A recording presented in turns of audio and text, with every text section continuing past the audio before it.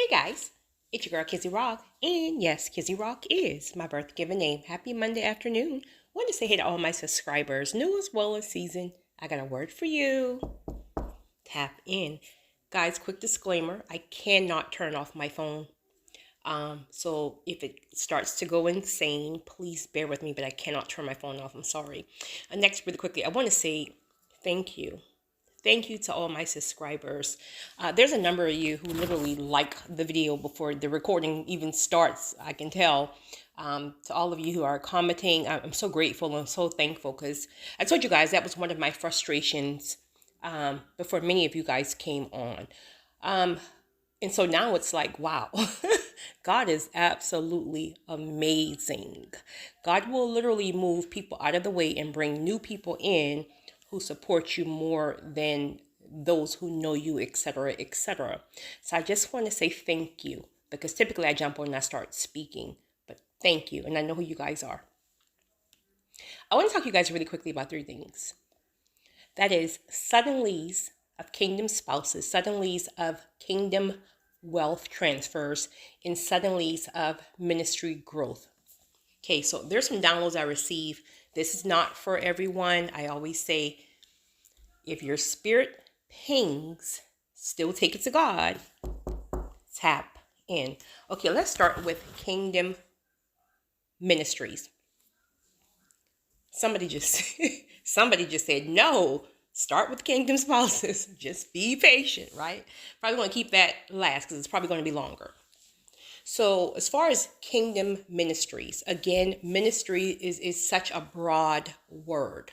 And I'm so glad that people are taking the caps off of the religious mindsets where they're able to reach more people. Some of you who were conditioned with that hardcore religious mindsets, God is going to start challenging some of you. And it's going to be a hassle, not a hassle, it's going to be a struggle, well, same thing, for you because it's embedded in you. So it's like you can hear your parents saying you never wear short pants and this all this other nonsense. So it's embedded in you.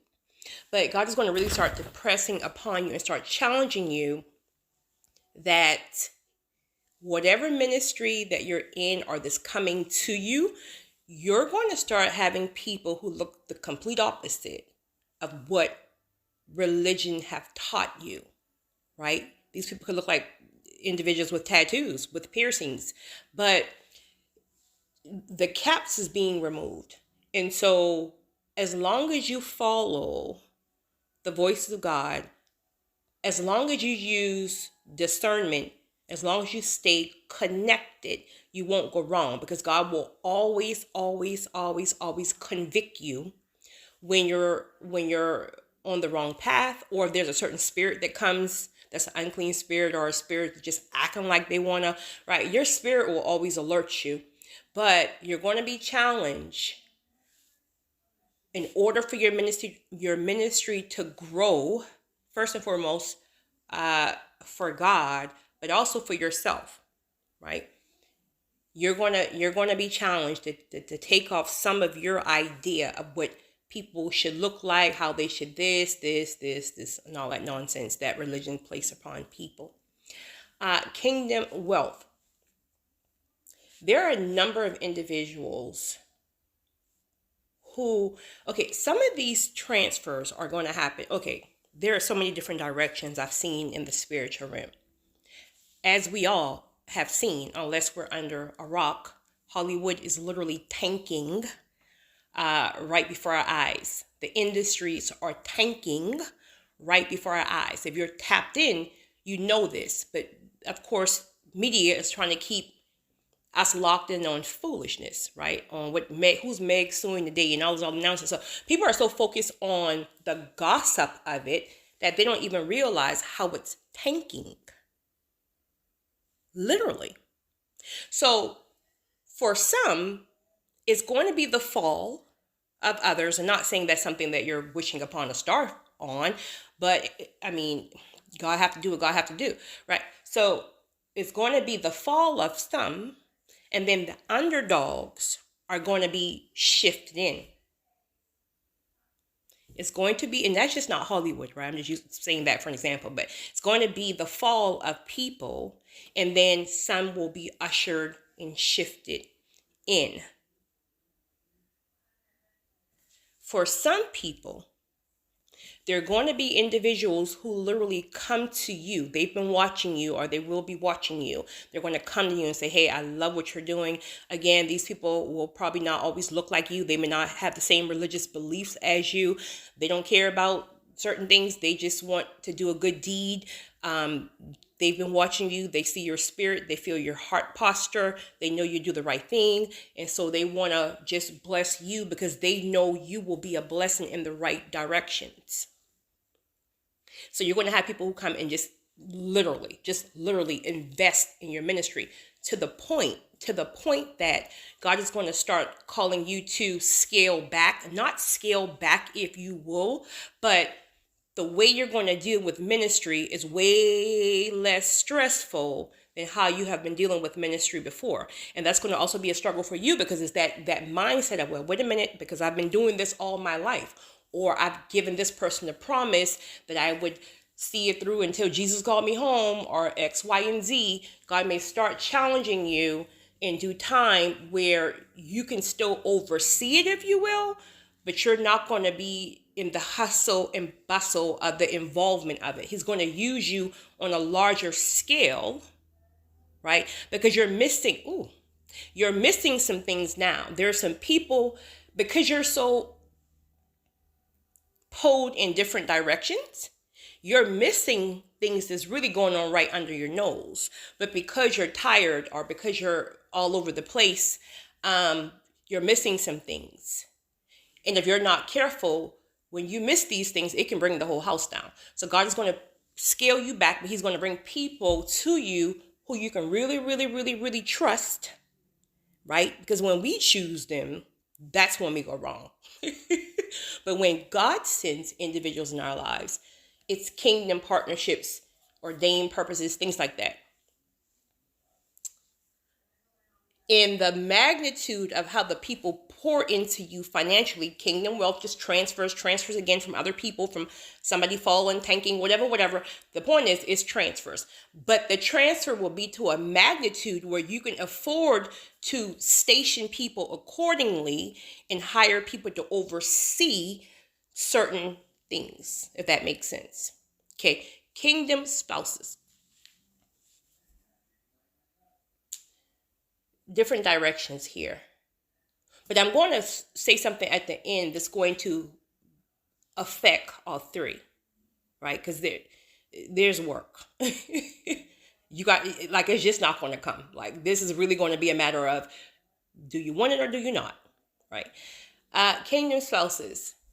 Some of you who, okay, let's just say you're already married, or you already have a partner, and whatever, they've left, whatever, everything's just crazy, and you're still standing for whatever reason, right? For whatever reason, you're still standing, but it seems like nothing is, like, everything that God is speaking to you, they're doing the opposite.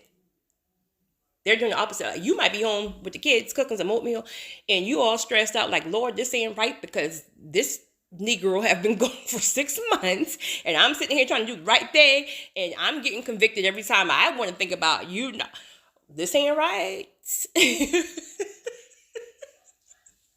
And now you get a call that this man then proposed to a whole other woman, right?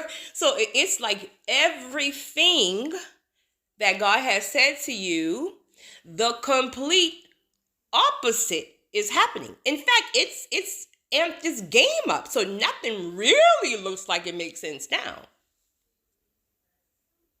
And so now you're like, well, I heard he's engaged, so I'm free to go ahead and let me, put my little dress on and try to go, see if I can find me a little young. And God is like, you ain't going nowhere. You ain't going nowhere. Here's the thing. Again, what gets us, human beings, so wound up is when God has spoken to us, it doesn't look like it in the physical realm. So it's almost like you have to see it. You have to see the physical in order to believe it. But remember, faith is, y'all, please, somebody in the comment section, help your girl out. Faith is the substance of things not seen. Somebody help me out. Y'all already know. Y'all already know what time it is? Okay, you know you girls struggle with scriptures up over here, y'all. Please help me out. Okay. But you have to go, whatever your spirit feels, you can't even look at the fact of what's going on in the physical realm. Like, you can't even, it's difficult because we're physical beings, obviously, right? But here's how some of those suddenlies are going to happen. And again, it's not for you to be all happy about it, right? Because God is love. So you don't want to see anybody hurt or see, but God has to do what God has to do. So some of these same individuals who have left, who've lost their mind or whatever, that person they're dealing with is going to break their heart so bad that they have to come back. And then it's almost like, don't come back where? You're not coming back here because your little heart done got, no, stay right on out there, right? And that's going to be between you and God, right? Because God will tell you whatever, but I'm just trying to make a point of what I feel in my spirit. Some of their hearts are going to get broken so bad, but then some of you are going to be so scorned from what they have done, where God is really needing you to sacrifice, where if, all caps, if God tells you to welcome them back in, it's going to have to be with loving arms. You can't tase them. You can't throw hot grits on them. You can't. It's going to have to be with loving arms. Because remember, sacrifice is about God. See, when you're asking to be you, and please hear me, this is not for everybody. This is one part of the puzzle I'm speaking about right now, right? When you're asking to be used, it's sacrifice. So you're sacrificing yourself for a higher purpose. So that broken heart, sadly, you might have to be the shoulder they're crying on, but then you may be the same shoulder that lead their behinds to God. So you're sacrificing yourself, your feelings, your emotions for a higher purpose. And trust me, you will get taken care of. Period. Some of them are going to have a revelation. God is going to start really, really convicting people to the point that they can't even ignore the conviction. Because some convictions you can, especially when God is calling you like on the fast, and you be like, oh, that's my home. Let me call my home girl. I think the Lord told me to call you to tell you to go on the fast, right? You're trying to ignore the convictions, right? But when you're ignoring convictions, it starts to come back to back. So God is talking to you. So some of these individuals, the convictions are going to convict their heads off. And so they're going to have an awakening. It's going to be an awakening because God's going to really, really deal with them. Like, seriously, deal with them. Like, listen here, back you in the corner type deal with you. For others, this ain't going to be too cute. You're the problem. You're the problem. Just point blank. You're the problem. Yes, God has. Well, God said, especially y'all, my email, where God said, there's a spouse for me. And God said there's a kingdom such and such. But again, as I always say, just because God gives us a promise, just because God gives us a vision, it just doesn't mean we're going to be able to just get it just because. So I'm going to take this time that when I'm speaking about with those of you, you're the problem, and I'm going to tie it in with what I was saying earlier about kingdom wealth as well as ministry. It's going to be crucial. There's so many people who don't even realize that the door, it's almost like a sliding door I see, right? The door literally just won't slide and open because your lack of obedience, your lack of awareness, your lack of your sacrifice of healing. It's like you're just sitting there saying, well, God, you gave it to me. You gave me the vision. I'm waiting on you. And it's like, God is not going to release anything to us unless we are prepared to handle it. It will make absolutely no sense. So for those of you who are called, God has pressed upon you that there's wealth transfers in kingdom, wealth transfers coming to you. But you have no drive, no discipline, no sacrifice to seek out becoming better financially. And I say that because in our community, listen, it is what it is. It is what it is. Many people were not taught. Your parents or the people who raised you could not teach you something that they didn't know. Right? That poverty mindset is literally generational cycles and curses. But you were tapped. So anytime you're tapped, obviously you're called to break some kind of cycle, right? You're chosen, which typically means you have to go against the grain and do things differently, right? So because it's not your fault, God is a fair God. It's not your fault. How do your credit may be 98? How is that your fault? Society can judge you and say, well, you're 74 years old and your credit score have never been past 98. You know what I'm saying? I don't know why I'm so dramatic with these numbers, right? But it's not your fault. Society can say it, they will say it, but it's really not your fault. No one have taught you anything. All you've ever known was to rob Peter to pay Paul. That's all you ever known. But what is God doing now? God is exposing you to certain people. You realize that God is pressing upon you to start doing some type of research. You might not even have money to go get some type of counseling or an accountant and this and that, right? But God is pressing upon you and telling you to start small. He's starting to challenging you with certain things. Don't spend such and such amount on this credit card. Pay this. Like it's the small. He will start you small. But the issue is people are not being obedient to the small steps. It's like people want to see, no judgment, because I've been this person, right? I'm the person that God showed a vision to when I was a child, right? And I wanted it that next day. I'm just now starting to walk in visions I saw as, I say, a teenager. But when I saw it, why would you show me something and just give it to me? It makes no sense, right? But we have a part to play. So if God is pressing, just listen, I'm speaking about wealth transfers for kingdom missions, right?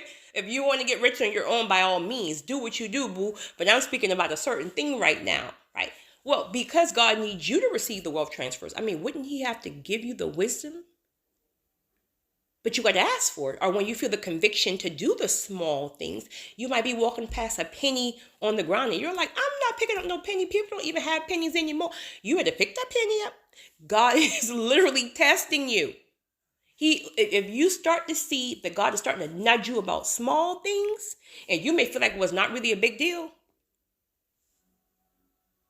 whatever he's nudging you and testing you on and convicting you on in those small areas about the same download that he's given you, be obedient. Because when you start doing the small things, then you give it something to work with. So, okay, now you pick up the penny, right?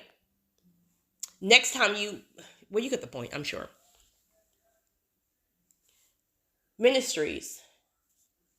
Some of you are, okay, like people with like the people-pleasing seed, right? Which typically is a lot of times from trauma and just stuff like that. But whatever, you're a people pleaser. You don't have boundaries. You don't know how to say no, which typically that is a whole process. A whole process that you will learn throughout your healing season, et cetera, et cetera. And even then it will kind of still sometimes be a little back and forth shuffle there. But your ministry cannot grow if you're not tapped in to hear when God is telling you to put up certain boundaries with certain people. Because see, religion is to here make you think that you can just let people just, straight drag you, snatch your edges, straight drag you in the name of Jesus.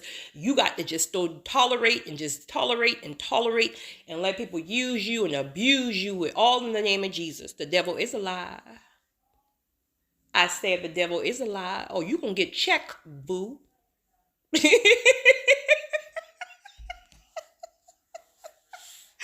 Respectfully and classy, but you're gonna get checked, boo, in the name of Jesus. Try me not. Kizzy, this is not about you. Okay, so sorry, girl. I had a flashback, honey. Woo! Okay. The route that God is going to take you. Because see, these suddenlies are literally going to be, it's not going to just, because what you're in now is a process, right? You get one person or you get one thing and then one other little thing comes and you wait a while. And no, suddenlies are suddenlies. So this is why you're being so fought and convicted right now. Because when the suddenly happened, you're going to have time to get ready. So you may go from a ministry of 5 people, which is amazing, right? You may go from a ministry of 5 people to 500 overnight. But if you're not prepared, do you know that thing will snatch your mind? Do you know how complicated people are? And you go from 5 to 500 with no type of transformation, no type of spiritual growth and knowledge and insights, et cetera, through a process. Do you know that thing will take your mind when you don't know how to tell people no? You're not even sleeping, because every time they call you, you're up in the name of Jesus. These people are inconsiderate. They want you to be to the hospital every time they bump their piggy toe. If you don't come to the hospital, they're telling everybody in church, she ain't no kind of pastor because I hit my big toe, and they would and you're trying to do everything. Your family is lacking. You can't even hear from God because God ain't in all that foolishness. You can't even hear, right? Boundaries, things like that. God's going to really start pressing upon you. Small things right now. Don't answer that call. You know that person is just a bunch of drama. Don't even answer that call today. And you're feeling like, if I don't answer, they're going to know I'm ignoring the call. Who are you going to listen to? The toxic person or God? Because once God starts challenging you with certain things, like little small things like that, he's up to something. So don't ignore those small things. If God is really pressing upon you about boundaries, about saying no, about being selfish for a season, which is not a bad thing, being selfish for a season, right? Capping off conversations that just are going absolutely nowhere except in circles, right? When you start to see God is pressing you with those small things and he's challenging you, he's up to something. Your job is to be obedient. Your job is to be obedience over emotions. Kingdom spouses, listen, sis. Listen, sis. You have never seen a happy marriage. You've never seen a marriage done correctly.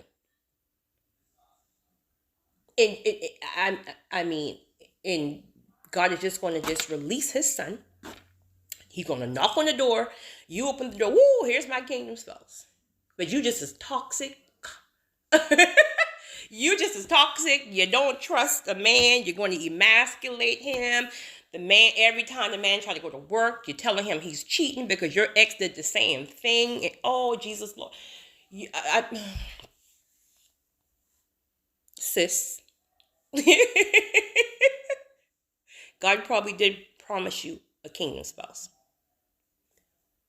What are you doing, or what have you done to prepare?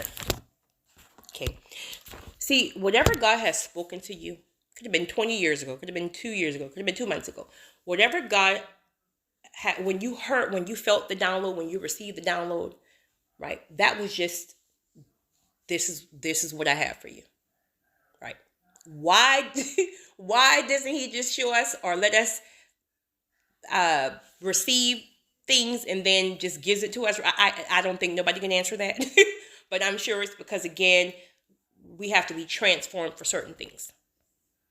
There is no way in the world God is going to send you a man that God has for you, and you have the same mindsets when you were dealing with men 10 years ago, right? You're still going off at the mouth. And I know what you're saying. Well, these men just, sis, I'm a whole woman up over here. I get it. But like I told you, like, that's one of you guys, like I told you guys, when you elevate, those type of men won't even be in a conversation, right? You're still friendly, you're still kind, but that ain't who you're dealing with. So if you're still allowing a man in your space that you have to emasculate, you're really the problem. He's the problem, but you're really, really the problem because you're accepting that. So that means you still have work to do. So if you're coming out of a relationship, if you're coming out of a marriage, and you have not sat in a single isolation season, and I know some of y'all, I ain't got time for that. Listen, you're going to have to date God for a season. You're going to have to date God for a season. When you date God, God will love on you so much that any man that comes in your presence, honey, listen, he going to know he better come correct or you're gone, period. Right? God is going to teach you how to receive love, because many times in our community, what happens is trauma based, right? So you can give, you can love everybody else, but when people try to love on you, what happens? It's scary. It's raw. So what do? You run. So you runners, right? So what are you doing to prepare? Because if God gave you the word, it is. But your physical actions have to be in alignment with what he said. If God have told you to relocate and you're like, well, I can't because I'm just fearful. Your husband may be in that whole state. And because you can't push past the fear, right? Then now God's the problem. But God told you to relocate 29 years ago. And you sit in a single season. A lot of people don't even realize that they're toxic. A lot of people don't even realize that they need to be healed. Well, here's the thing. Look at every single relationship you've been in. Be honest with yourself. Be transparent with yourself. What have every person in that relationship said about you? Because everybody can't be wrong. You have to be a common denominator somewhere. And let's not get it twisted. That's not to say they were perfect at all, because I'm sure you got 5 things on every one they say about you. But we're speaking about you. It's accountability. What have everybody said about you? Did they all say you emasculate and disrespect men? Did they all say you don't know when to shut up? I've heard that a time or two. Right? But just like you, well, if you would do such and such, that wouldn't happen. Child, please. That don't happen no more. That don't happen. No, sis. You're not even dealing with that. You will walk in a second because you know what you carry. Have they all said that you're clingy? Right? And clingy, listen, sometimes that's trauma-based too. Those parents who didn't come back home for whatever reason. They left you in, right? So now anybody you meet, you want to just latch on like a spider web, and you're stressing people out. And it's not that the people don't even like you, right? The man probably is madly in love with you, but you ran him crazy because he needs to breathe. And here you are clinging like a tarantula, a little tarantula. Where are you going? Don't leave me, because everybody who said they will leave, God have to heal you. So we can go on and on and on and on and on and on and on and on and on about why you're not ready, but everything still reverts back to a healing season, because in the healing season is where you learn everything you have to learn. So you have to be intentional about not dating for a while. All that hopping from relationship to relationship, where is the time to heal? All you're doing is transferring spirits over to the next person. Now everybody crazy. Everybody crazy. Whatever has happened is not your fault. That's why there's so much grace. It's not your fault. But healing is your responsibility. So we got to stop blaming God about what God said this, and I don't think. What are we doing? What are we doing other than sitting down and complaining that God said and God ended this shit? Have you healed? Have you sat in a single season at least for a year? And child, some of y'all edges just fell out just now. A year. You're complaining about a year. A year?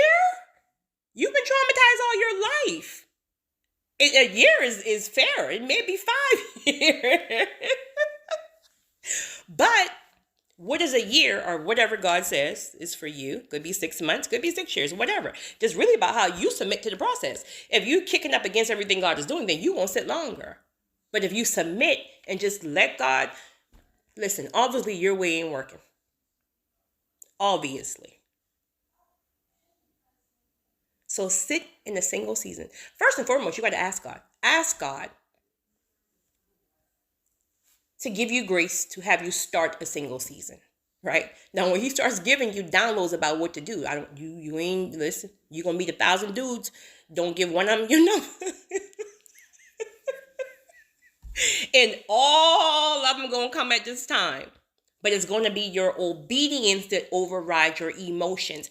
And each time you deny your flesh to be obedient to what God says, the process will get easier and easier, and then you're giving God something to work with. But when you're kicking up against it and kicking out with it, God ain't your ex. He ain't about to sit here and deal with your mouth and deal with your nonsense.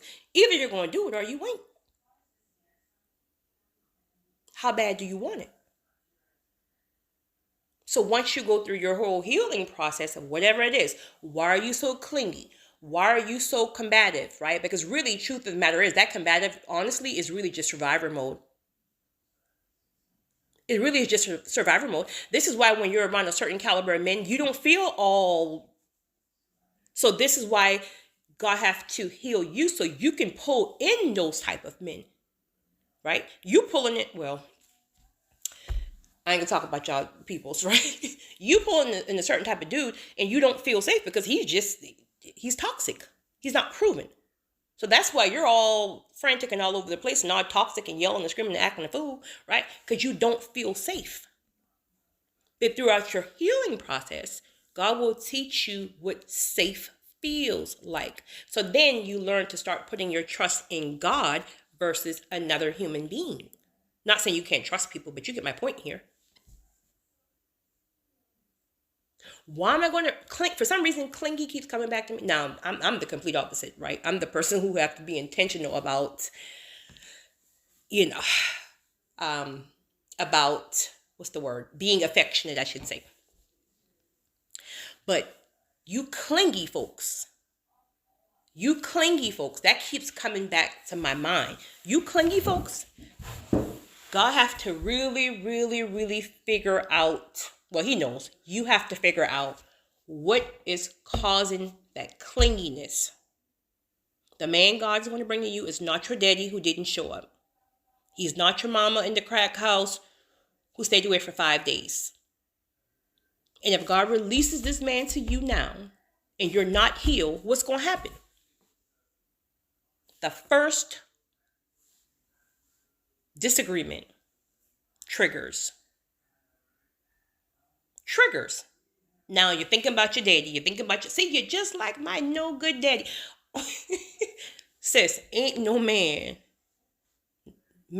all caps, M-A-N, is going to deal with that. I'm just going to tell you now. So God is trying to do you a favor.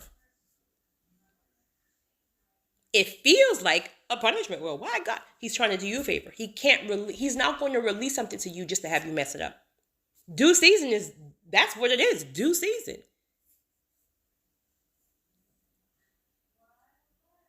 I wanted to share that. That was really heavy in my spirit. I was convicted to share this. So I hope you guys receive it. You guys have a great one. It's your girl, Kizzy Rock.